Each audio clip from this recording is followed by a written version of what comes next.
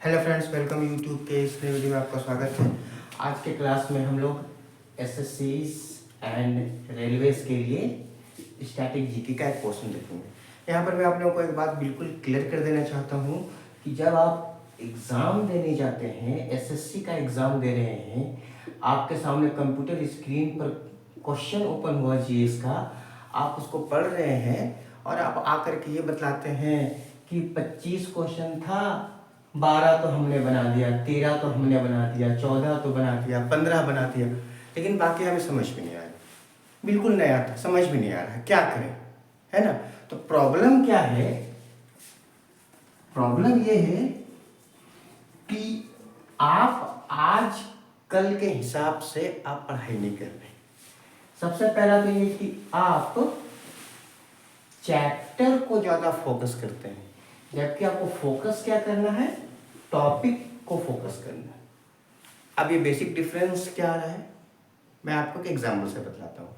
जैसे कि आप इंडियन पॉलिटी पढ़ रहे हो, तो इंडियन पॉलिटी में आप भारत के संविधान का निर्माण, संविधान सभा पढ़ोगे, यूनियन ऑफ इंडिया पढ़ोगे, सिटीजनशिप पढ़ोगे, फंडामेंटल राइट, डायरेक्टिव प्रिंसिपल, है ना। उसके बाद पार्ट 5 राष्ट्रपति, प्रधानमंत्री। तो ऐसा करते करते आप पढ़ तो बहुत ज़्यादा रहे हो, लेकिन आपका कवरेज बहुत कम गया है। आप ज्योग्राफी में, हिस्ट्री में भी बिल्कुल वही फंडामेंटल रूल अप्लाई करते हो। तो आपको यहाँ पर चैप्टर को कवर कम करना है, बिल्कुल उसी पर सेंट्रिक या फोकस नहीं रहना है, आपको फोकस करना है टॉपिक्स की। अभी टॉपिक क्या होता है? जैसे कुछ एग्जांपल देखिए, different universities of India, Bharat के महत्वपूर्ण फोर्ट्स, भारत के महत्वपूर्ण किले, है ना, ये टॉपिक हो गया, है ना। राज्यों का संगीत, लोक कला, उसके साथ साथ ऐसे कई सारे टॉपिक्स, जैसे local irrigation system of India, Bharat के विभिन्न राज्यों में सिंचाई की जो परंपरागत प्रणाली है, उससे संबंधित प्रश्न, उससे संबंधित टॉपिक।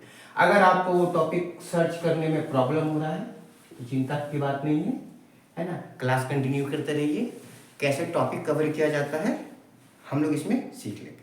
तो आज हम लोग एक टॉपिक कवर करने जा रहे हैं, भारत के महत्वपूर्ण संगीत समारोह।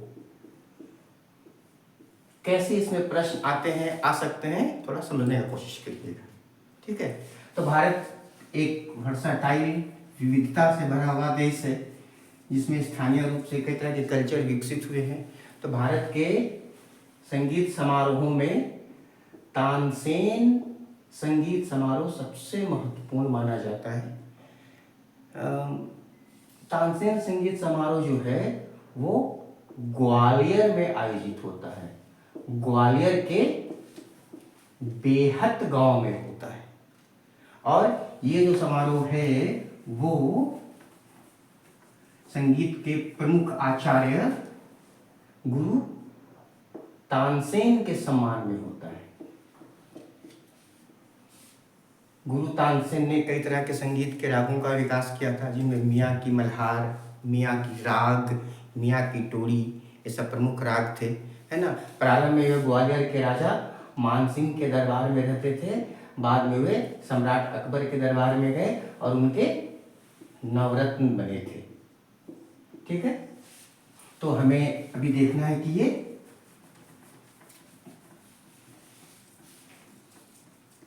तानसेन समारोह का आयोजन कब होता है। तो भारत के सूचना एवं प्रसारण मंत्री बी.वी. केसकर के प्रयासों से तानसेन समारोह की शुरुआत हुई थी, उन्होंने इसका पहल किया था। और ये जो है दिसंबर के महीने में आयोजित होने वाला भारत का एक प्रमुख संगीत समारोह है ना। अब आपको थोड़ा सा हिंदुस्तानी संगीत के संबंध में जानना पड़ेगा, हिंदुस्तानी क्लासिकल संगीत। तो हिंदुस्तानी क्लासिकल संगीत में कई सारे घराने होते हैं, जिसमें ग्वालियर घराना सबसे पुराना घराना माना जाता है। इसे सेनिया घराना भी कहा जाता है और इसे मदर ऑफ ऑल क्लासिकल घराना कहते हैं। हिंदुस्तानी संगीत के कई सारे घराने हैं, जैसे मेवाती घराना हो गया, पटियाला घराना हो गया, किराना घराना है ना, दरभंगा घराना है, बेतिया घराना है, जयपुर अतरौली घराना है। तो जितने भी संगीत के घराने हैं उनमें ये सबसे पुराना है, प्रमुख है। तो इसी कारण से इसे मदर ऑफ ऑल घराना कहा जाता है। और ध्यान में रखिएगा, ये ध्रुपद गायन के लिए प्रसिद्ध है।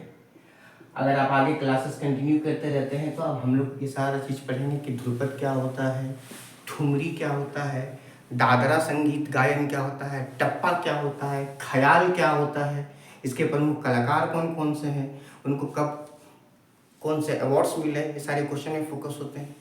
ठीक है, तो आप इतना अभी के लिए ध्यान में रखिएगा कि ग्वालियर घराना के जो संस्थापक हैं वो गुरु तानसेन और उनके दामाद हाजी सुजान साहब को माना जाता है। और ग्वालियर घराना को सेनिया घराना कहते हैं। और गुरु तानसेन के सम्मान में प्रतिवर्ष दिसंबर के मंथ में 4 या 5 दिनों के लिए बेहद गांव में, जो कि ग्वालियर का एक गांव है, वहाँ पर तानसेन संगीत समारोह का आयोजन किया जाता है। ठीक है, उसी तरह से भारत में एक प्रमुख संगीत समारोह होता है जिसे हम कहते हैं त्यागराज संगीत समारोह, जो कि तमिलनाडु के एक प्रमुख शहर तंजौर में होता है। आपको ये पता होना चाहिए कि भारतीय शास्त्रीय संगीत प्रणाली की दो प्रमुख धाराएं हैं, जिनमें एक तो उत्तर भारत का हिंदुस्तानी क्लासिकल संगीत है और दूसरा जो है वो कर्नाटक संगीत है। कर्नाटक संगीत का जो प्रारंभ है वो तंजौर से हुआ था और गुरु त्यागराज इसके संस्थापक माने जाते हैं। तो उन्हीं के सम्मान में तंजौर में प्रतिवर्ष ये कर्नाटक संगीत समारोह का, या आप कह सकते हैं कि संत त्यागराज की स्मृति में त्यागराज संगीत समारोह का आयोजन किया जाता है।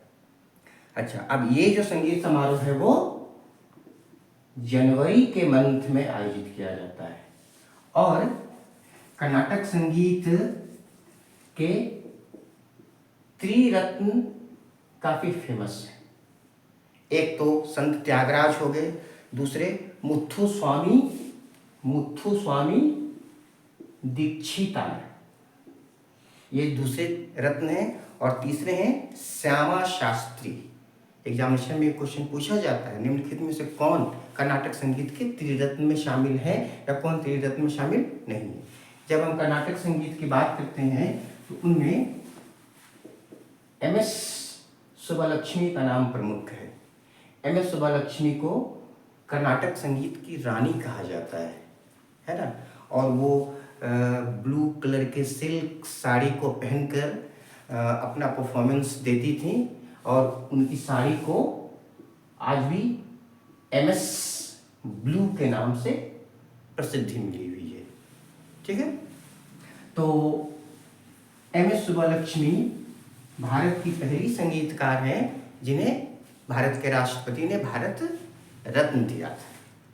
ठीक है, तो इस तरह से और कई सारे संगीत के घराने हैं, कई तरह के संगीत के समारोह होते हैं। जैसे पंजाब में हरिवल्लभ संगीत समारोह पिछले 145 वर्षों से चला आ रहा है, जो कि पंजाब का ही नहीं पूरे विश्व भर का एक बहुत ही प्रसिद्ध संगीत समारोह है और स्वामी तुलाजी गिरी महाराज ने इसे प्रारंभ किया था। ठीक है, उसी तरह से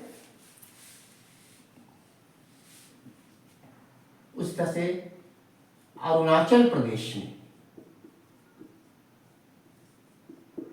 जायरो घाटी संगीत समारोह होता है। ये एक तरह का ओपन थिएटर समारोह है। ठीक है, जायरो एक पर्वत की घाटी का नाम है जो अरुणाचल प्रदेश में है और जायरो संगीत समारोह आपातानी ट्राइबल्स का एक प्रमुख संगीत समारोह है। ठीक है, आगे देखिए, इसी तरह से भारत के कई और क्षेत्रों में, हालांकि इसका लिस्ट जो है वो बिल्कुल भी फिक्स नहीं है कि आप फिक्स करके पढ़े, आप उसमें महत्वपूर्ण क्या आप उसको अलग कर सकते हैं, ठीक है। उसी तरह से मुक्तेश्वर डांस फेस्टिवल, इसमें गायन का भी समारोह होता है, डांस का भी समारोह होता है। तो मुक्तेश्वर फेस्टिवल उड़ीसा की राजधानी भुवनेश्वर में आयोजित किया जाता है, ये जनवरी मंथ में होता है, ठीक है। राजा रानी संगीत समारोह भी उड़ीसा की राजधानी भुवनेश्वर में आयोजित की जाती है और ये भी जनवरी मंथ में होता है। उसी तरह से कोणार्क संगीत महोत्सव, कोणार्क म्यूजिक फेस्टिवल, ये उड़ीसा के कोणार्क में होता है। अब आप देखिए कोणार्क, ये हम लोग हर कोई जानते हैं, जो तैयारी नहीं कर रहे हैं उनको ही पता है कि कोणार्क का सूर्य मंदिर उड़ीसा में है ना। तो एग्जामिनर क्या करेगा, आपसे पूछेगा कि कोणार्क संगीत समारोह जो है वो कब से कब तक होता है। तो कोणार्क संगीत समारोह 1 से 5 दिसंबर तक आयोजित किया जाता है, ठीक है। अच्छा उसी तरह से स्वर झंकार फेस्टिवल, स्वर झंकार फेस्टिवल का आयोजन पुणे में होता है। कश्मीर में जश्न ए त्राल नाम का एक संगीत समारोह का आयोजन किया जाता है।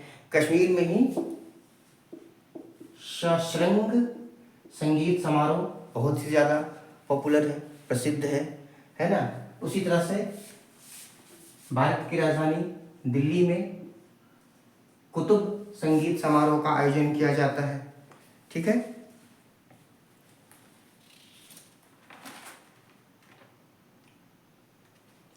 कर्नाटक में मैसूर संगीत सुगंधम फेस्टिवल का आयोजन किया जाता है। स्वाति संगीत फेस्टिवल का आयोजन, मैं बोर्ड में लिख रहा हूँ, ध्यान में रखिएगा। स्वाति संगीत फेस्टिवल का आयोजन केरल की राजधानी त्रिवेंद्रम में होती है। पुराने समय में ये जो त्रिवेंद्रम है वो ट्रावणकोर के नाम से प्रसिद्ध था, और ट्रावणकोर के जो राजा थे उनका नाम स्वामी तिरुनल राम वर्मा था। स्वामी तिरुनल राम वर्मा जी संगीत के काफ़ी प्रेमी थे, संगीत के बड़े जानकार थे, है ना। उन्हीं के सम्मान में इस संगीत समारोह का आयोजन किया जाता है। दक्षिण भारत के ही एक प्रमुख शहर चेन्नई में तमिल मंथ मार्गाजी एक तमिल मंथ होता है, तमिल महीने का नाम है, तमिल कैलेंडर के आधार पर ये है ना। तो वहाँ पर मार्गाजी महीने में चेन्नई में संगीत एवं नृत्य फेस्टिवल का आयोजन जनवरी के महीने में किया जाता है। उसी तरह से कर्नाटक में हम्पी संगीत फेस्टिवल का आयोजन किया जाता है। कर्नाटक में ही मैसूरू संगीत सुगंधम फेस्टिवल, मैसूरू संगीत सुगंधम फेस्टिवल का आयोजन किया जाता है। अब यहाँ पर हमारे लिए प्रॉब्लम ये हो जा रहा है कि इतने सारे संगीत समारोह हैं, हम किसको पढ़ें, किसको छोड़ें। तो आप ये ध्यान में रखो कि अभी हाल फिलहाल में आपके एग्जामिनेशन होने के पहले, कुछ दिनों पहले, महीना 2 महीना पहले अगर कोई संगीत समारोह हुआ है तो कहाँ पर हुआ,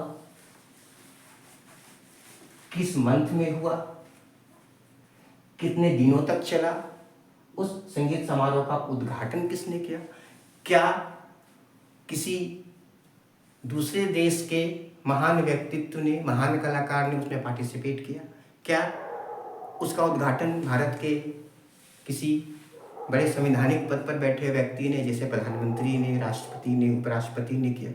ये सारी चीज़ों को आपको ध्यान में रखना पड़ेगा, है ना।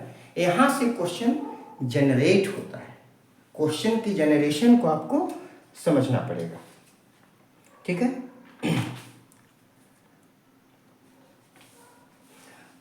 भारत में एक और अन्य महत्वपूर्ण जो संगीत समारोह है उसका नाम है चक्रधर संगीत फेस्टिवल।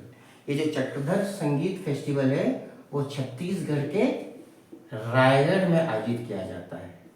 रायगढ़ छत्तीसगढ़ का एक महत्वपूर्ण जिला है और इसे संगीत एवं कला की नगरी, रायगढ़ को संगीत एवं कला की नगरी कहा जाता है। ठीक है, ध्यान में रखिएगा। उसी तरह से संकट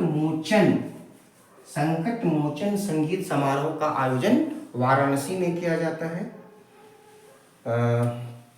ये लिस्ट बिल्कुल ही पूरा नहीं है। मैं या आप ये दावा नहीं कर सकते हैं कि हमने इस क्लास में आपको या किसी और ने भी इस क्लास में आपको एक पूरा का पूरा मटेरियल दे दिया।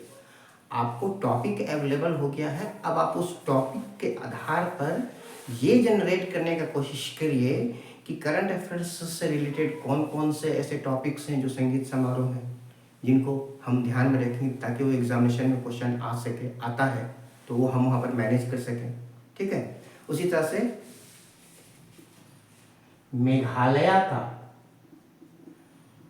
मेघालय को उत्तर पूर्वी का या पूर्व का स्कॉटलैंड कहा जाता है ना। मेघालय में मेगोंग संगीत फेस्टिवल बहुत ही प्रसिद्ध है, केवल भारत में नहीं है ना। उसी तरह से चेरी ब्लॉसम संगीत फेस्टिवल ये भी मेघालय में प्रसिद्ध है ना। तो मेघालय का जो मेगोंग संगीत समारोह है वो गारो ट्राइबल के द्वारा मनाया जाने वाला एक प्रमुख संगीत समारोह है।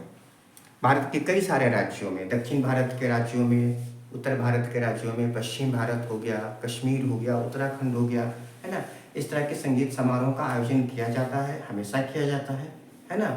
आपको ये ध्यान में रखना पड़ेगा कि किस तरह से क्वेश्चन जनरेट हो रहा है और हम अपनी पकड़ वहाँ तक कैसे बने। ठीक है, अब जैसे मान लीजिए कि ये मेगोंग संगीत समारोह ये पूछ दिया एग्जामिनेशन में हाल ही में कहाँ आयोजित किया गया, उद्घाटन किसने किया, तो मैं आपको बता रहा हूँ 90% स्टूडेंट्स ये कि समझें कि हमने तो ये पढ़ा ही नहीं, हमने तो ये सुना ही नहीं, है ना। क्यों? क्योंकि आपका ध्यान टॉपिक के कवरेज पर नहीं है, आप चैप्टर के कवरेज पर जाते हैं। पढ़ते आप उतना ही है ना, लेकिन चैप्टर के कवरेज से क्या होता है कि आपकी जो पढ़ाई है वो सीमित रह जाती है। ठीक है, तो आज का क्लास हम लोग यहीं पे ऑफ करते हैं, फिर अगले वीडियो में मिलते हैं। वीडियो देखने के लिए धन्यवाद।